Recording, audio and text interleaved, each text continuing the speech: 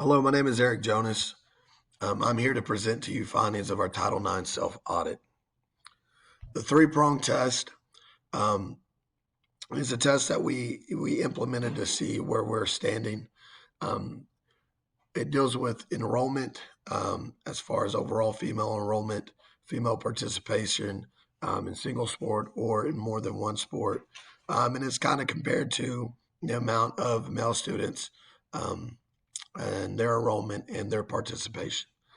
Now, the biggest eye-catching number you see on here has to deal with the difference, and that's the variance, the 20%. Okay, so this being seen, you can tell that more male students participate in sports. And this number looks disturbing at 20%, but we also, I want to make sure, are aware that the biggest amount of male students they participate in football, and that can skew numbers. All right. Some programs have up to 240 to 300 athletes that play football. Okay. So we need to be aware of that. And so as we go through this, I think the most eye-opening thing we need to think of for both male and female students is the lack of participation overall.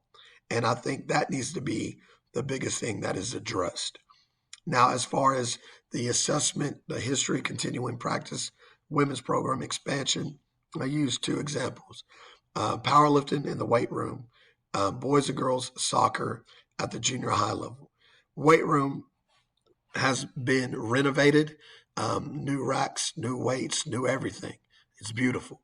And that's in all favor for the female side of sports. Yet, in all honesty, all of the weight rooms, the one that has been newly renovated and the one at the football stadium, male and female use. So it's the same, okay? And the equipment's top notch.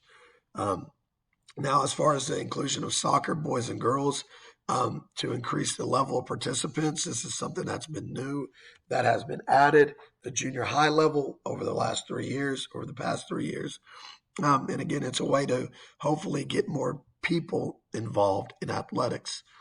Now, as far as the third prong, the assessment of full and effective accommodation, again, I spoke about soccer at the junior high level. I talked about the renovation of the facilities, the example being the weight room, and voting on bonds. Okay, now voting on bonds, if they pass, great. Building new schools and new facilities, everybody likes things new. And again, that's a way to hopefully draw participants. Now, if you're unable to do that, then you have to go about the way of renovation. Hopefully that will make your facilities top notch and draw more interest. Okay. Now, as far as the sports, other than your core sports like football, basketball, tennis, swimming, etc., things I want to mention like lacrosse, rugby, competitive cheer, and wrestling that maybe other school districts use or have athletes involved, there's just not enough interest and support in our area to have these sports as far as budget-wise, okay, because it's just the interest isn't there. Now, the level of competition, two-prong test, the equivalency advanced competitive opportunities, I use two examples, soccer and basketball. One's just now starting, which is soccer. Basketball, they're finishing up, I want to say, their second tournament. Hopefully I'm not wrong on that. But I wanted to give them as the examples because their sports are going on right now, that they, both male and female, both for soccer and basketball, both have two tournaments and they both have the same amount of games overall for the year. Now, of course, you don't count playoff games if they happen to win district, etc. All right. But from their base schedule, they are equal. All right. Now, the history and continuing practice, again, the weight room, the upgrade that has happened over the past 2 years, again, that's top-notch facility, new racks, new weights, new kettlebells, new dumbbells, new flooring. and it keeps going, bands, etc. Okay, so the last component that I want to touch on has to deal with the equivalence and other athletics benefits, opportunities of playing fair.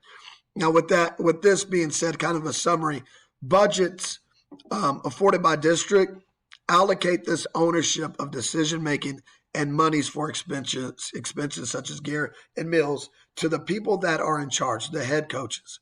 All right. And so these head coaches have to make decisions based on being responsible on where they spend their money. Now, obviously, meals all across the board, male, female sports, it's a certain amount. It's $7, $12, $18. 7 for breakfast, 12 for lunch, 18 for dinner.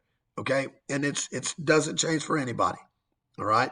As far as decision making, head coaches are allowed to be involved in hiring their coaches. So as far as the quality and being fair with that, so on, they have a say in who they want in as their assistants. Okay. And school district, we're responsible for the upkeep of facilities and also for transportation.